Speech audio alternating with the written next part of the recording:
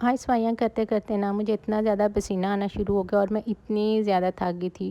तो मैंने थोड़ी देर रेस्ट किया। रेस्ट के लिए जब मैं अपने रूम में आई ना, तो मैं सोचने लगी कि हम औरतों की जो लाइफ़ है, जो रूटीन है वो कितनी टफ़ है। स्पेशली हाउसवाइफ़ जो होती हैं, सुबह सवेरे उठती हैं, बच्चों का यूनिफ़ॉर्म प्रेस करो, उनके शूज़ साफ़ करो, उनके नाश्ता बनाओ, उनका लंच बॉक्स रेडी करके उनके बैग में डालो, और उसके बाद फिर हस्बैंड साहब जो हैं वो निकलना शुरू हो जाते हैं घरों से, उनके लिए नाश्ता बनाओ, उनके कपड़े प्रेस करो, और फिर किचन साफ़ करो, वॉशरूम साफ़ करो, बेडरूम साफ़ करो। इतनी ज़्यादा टफ़ रूटीन होती है हम लोगों की।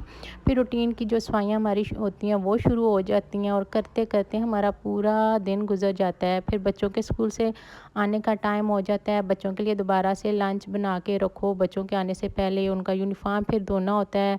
फिर इसी तरह रात का खाना बनाओ, फिर बच्चों को सुलाओ, और इसके दरमियान हम लोगों ने बच्चों को पढ़ाना होता है, उनके कपड़े प्रेस करने होते हैं, और पूरी फैमिली के जो कपड़े होते हैं वो धोने होते हैं। उनको पूरा घर को हम ऐसे ही डेली रूटीन पे मैनेज करते हैं, और उसके बावजूद ये इतने सारे काम जो है ना वो किसी को नज़र नहीं आते। एंड पे हमें यही सुनने को मिलता है कि घर के काम होते ही क्या हैं।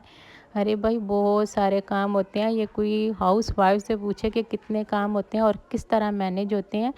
हाउसवाइफ को तो कभी छुट्टी भी नहीं मिलती। जो मर्द हजरात होते हैं और बच्चे होते हैं उनको तो फिर छुट्टी हो जाती है, वीकेंड है, आज घर है। बच्चों को भी वीकेंड पे छुट्टियां हो जाती हैं, गर्मियों की छुट्टियां हो जाती हैं, बड़े दिनों की बच्चों को छुट्टियां हो जाती हैं, और हस्बैंड्स को भी ऐसे ही ईद आ गई, कोई ना कोई त्यौहार आ जाता है, छुट्टी हो जाती है।